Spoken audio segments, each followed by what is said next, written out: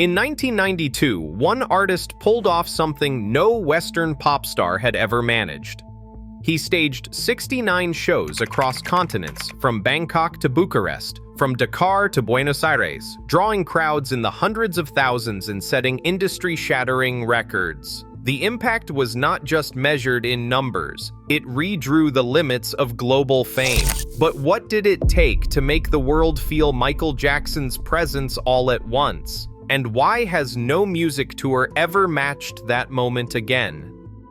The Dangerous World Tour did not follow the familiar path of established Western pop acts. Instead, its itinerary was mapped with the precision of a strategist aiming for true global saturation. Over 16 months, Michael Jackson's team charted a route that stretched far beyond the usual strongholds of North America and Western Europe. The tour opened in Munich, then swept through 42 cities across Europe, including stops in places like Bucharest and Moscow, markets that had only recently opened to Western performers after the fall of the Iron Curtain. Jackson's approach was deliberate. He targeted cities where few, if any, Western pop stars had ever performed on such a scale. Thailand's National Stadium in Bangkok hosted 2 sold-out shows, drawing tens of thousands in a region rarely included in major tours. Istanbul's İnönü Stadium brought in Turkish fans who had never seen a Western stadium spectacle of this magnitude. In South America, the tour reached Buenos Aires and São Paulo, cities that would later become staples for international acts, but at the time remained largely uncharted territory for stadium tours. No North American dates appeared on the schedule. This was a bold break from industry norms. Instead, the tour's footprint reflected a calculated effort to reach audiences hungry for connection with global pop culture. Each new market required careful planning, from securing stadiums with limited concert infrastructure to navigating local regulations. The result was a tour that made Jackson's presence felt in places where the idea of a Western pop megastar had previously existed only on imported records and television screens. With 69 concerts, the Dangerous Tour's route itself became a statement. Global fame meant going everywhere, not just where it was easy. Every stop on the Dangerous Tour delivered numbers that dwarfed anything seen before in live pop music. In Buenos Aires, 3 nights brought in a total of 100,000 fans, packing the Estadio Monumental beyond capacity and sending ripples through South American entertainment circles. London's Wembley Stadium, already legendary for its concert history, hosted Michael Jackson for 5 consecutive sold-out nights, each drawing 72,000 people. That is 360,000 Londoners in a single run, with demand so high the box office could have filled the venue several times over.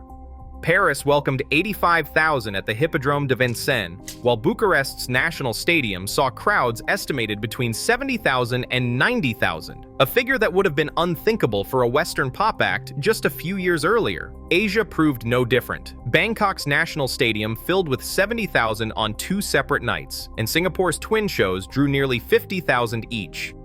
Mexico City's Estadio Azteca shattered all expectations. 5 performances brought in a staggering 550,000 people, setting a record for a single stadium run that still stands in Latin American touring history. These numbers weren't just impressive, they were a logistical challenge on a scale most promoters had never faced. Each night, tens of thousands gathered in cities where enormous crowds for a pop concert were a novelty, not a norm. The sheer volume of fans, night after night, demanded a touring operation built for repetition and reliability. As the crowd surged, the question became clear. How do you deliver the same spectacle to every seat in every city on every continent? Moving a show of this magnitude across continents required more than ambition. The Dangerous Tour ran on a backbone of heavy machinery and relentless scheduling.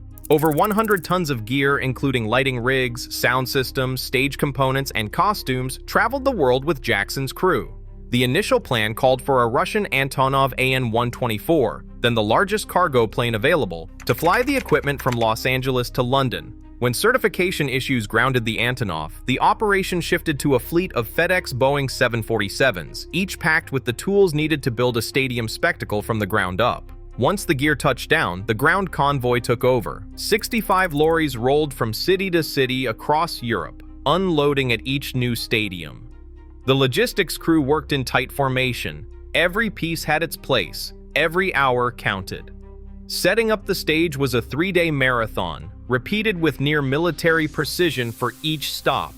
On a given morning, teams would start with bare concrete or grass, transforming empty venues into the skeleton of a pop colossus.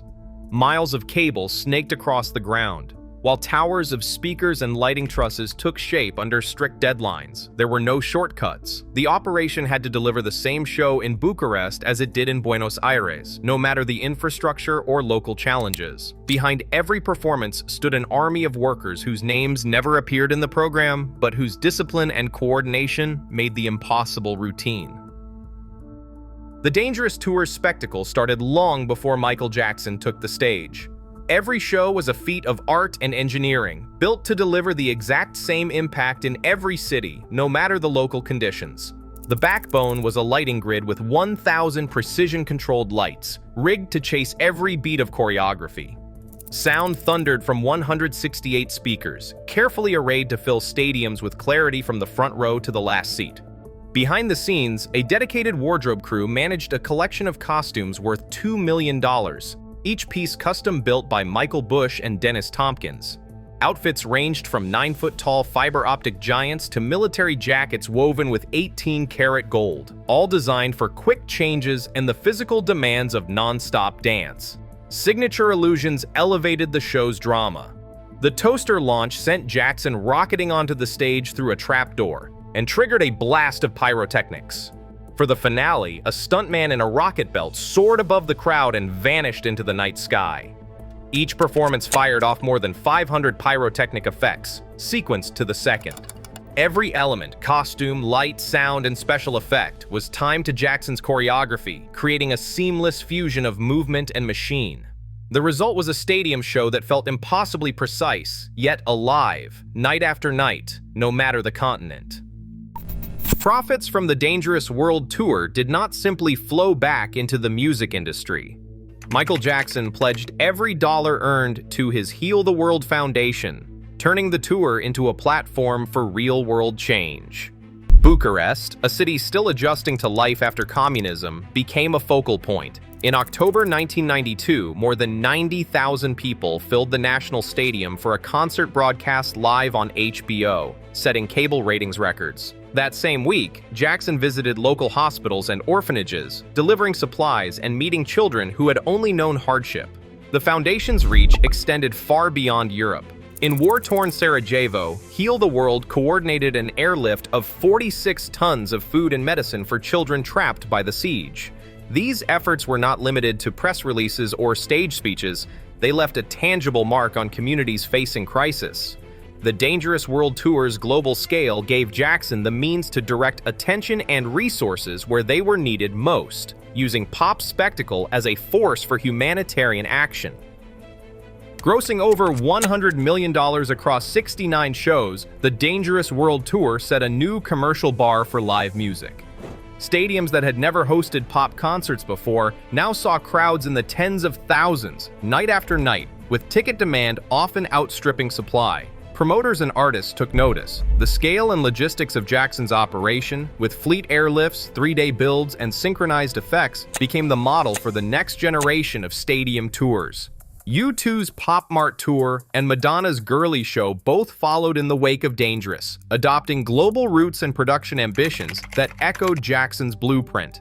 The industry learned that a tour could be more than a regional event. It could be a worldwide phenomenon, engineered for consistency and spectacle on every continent. Yet, even as the format spread, the Dangerous Tour's run ended abruptly. The final leg, scheduled after the record-breaking Mexico City shows, was canceled amid personal and health crises.